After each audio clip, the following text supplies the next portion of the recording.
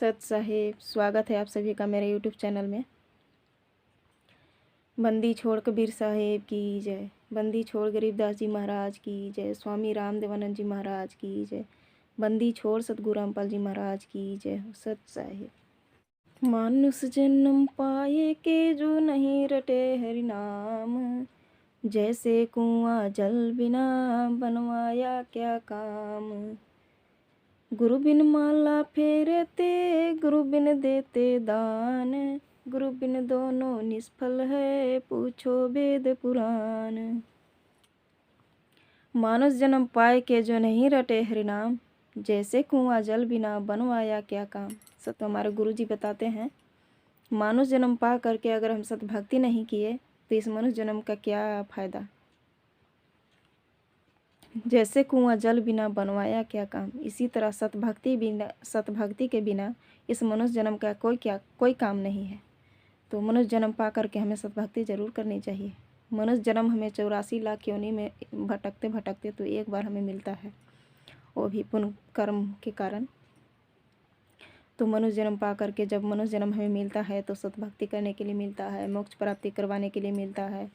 तो मनुष्य जन्म पा करके हमें ज़रूर सतभक्ति करनी चाहिए, और वो भी भक्ति करनी चाहिए तो सत्य भक्ति, यानी कि सच्चा भक्ति करनी चाहिए। सच्चा भक्ति क्या है? सच्चा भक्ति वो है जो वेद के अनुसार किया जाता है, ग्रंथ के अनुसार, जो ग्रंथ में, वेद में, गीता में जो लिखा हुआ है, जिस प्रकार से हमें भक्ति करने के लिए बताया गया है, उसी प्रकार से करने से हमारी सतभक्ति पूरी होती है और हमें मोक्ष की प्राप्ति होती है। मोक्ष प्राप्ति करने का मार्ग हमें गीता में, वेद में, पुराण में, सभी ग्रंथों में बताए हुए हैं। उसी के अनुसार हमें चलना पड़ता है, तभी जाकर के हमारी मोक्ष होती है। गुरु बिन माला फेरते, गुरु बिन देते दान, गुरु बिन दोनों निष्फल है, पूछो वेद पुराण। यानी कि गुरु बनाना हमारे मनुष्य जीवन के लिए बहुत ज़रूरी है।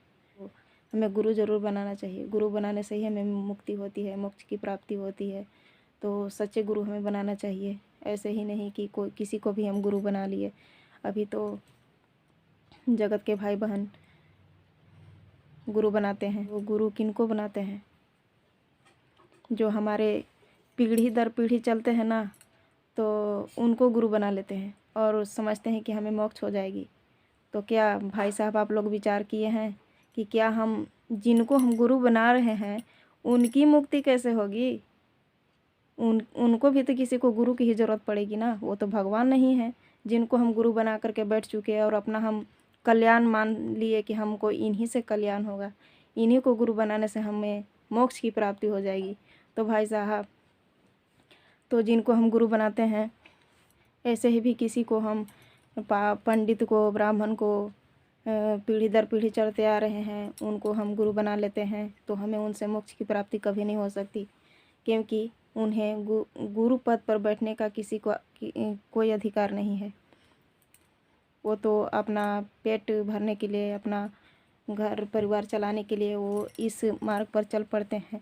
उनका भी मजबूरी ही होता है, अपना पेट पालन करने के लिए, अपना भरण पोषण करने के लिए वो इस मार्ग पर चल पड़ते हैं।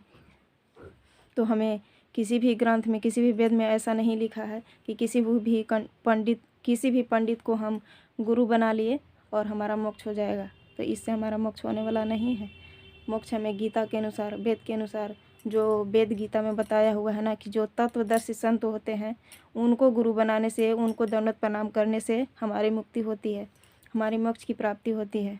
तो हमें उसी मार्ग पर चलना चाहिए और सच्चे संत की तलाश करनी चाहिए, जो विश्व के सच्चे गुरु होते हैं। विश्व में केवल एक ही तत्वदर्शी संत होते हैं जो सभी का कल्याण करा सकते हैं, पूरे विश्व का कल्याण करा सकते हैं। वो उनको गुरु बनाएंगे, सच्चे संत को गुरु बनाएंगे, तभी जा कर के हमारी मोक्ष होगी। तो इसीलिए हमारे गुरु जी बोलते हैं, बताते हैं, गुरु बिन माला फेरते, गुरु बिन देते दान, गुरु बिन दोनों निष्फल है, पूछो वेद पुराण। वेद पुराण से भी पूछ लीजिए, जा कर के आप लोग वेद पुराण में भी देख लीजिए कि कौन से गुरु को हमें गुरु बनाना चाहिए। सच्चे संत की पहचान किया है, तत्वदर्शी संत की पहचान किया है, तो आपको वहाँ मिल जाएगा। हमारे गुरु जी भी बताते हैं, गुरु बिन माला फेरते, गुरु बिन, अगर बिना गुरु बनाए हुए अगर हम कितना भी दान कर दें कितना भी हम करोड़ों दान कर दें तो हमारा व्यर्थ ही जाएगा, उससे हमारा कोई लाभ होने वाला नहीं है। तो आप लोग सच्चे गुरु की तलाश कीजिए, और सच्चे गुरु अभी इस विश्व में हरियाणा में आए हुए हैं, जो तत्वदर्शी संत रामपाल जी महाराज जी हैं और सभी का कल्याण करा सकते हैं। तो आप लोग उनसे जुड़िए और अपना कल्याण कराइए।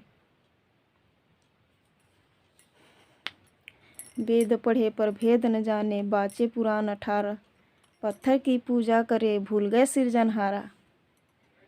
तो हमारे गुरुजी बताते हैं, बोलते हैं कि वेद तो सभी कोई पढ़ते हैं लेकिन भेद कोई नहीं जानता। जितने भी धर्म गुरु हैं अभी तक भेद कोई नहीं बता पाए।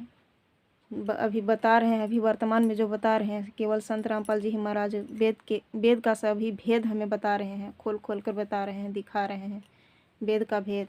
यही गुरुजी बोलते हैं, वेद पढ़े पर भेद न जाने, बाचे पुराण 18, पत्थर की पूजा करे भूल गए सृजनहारा।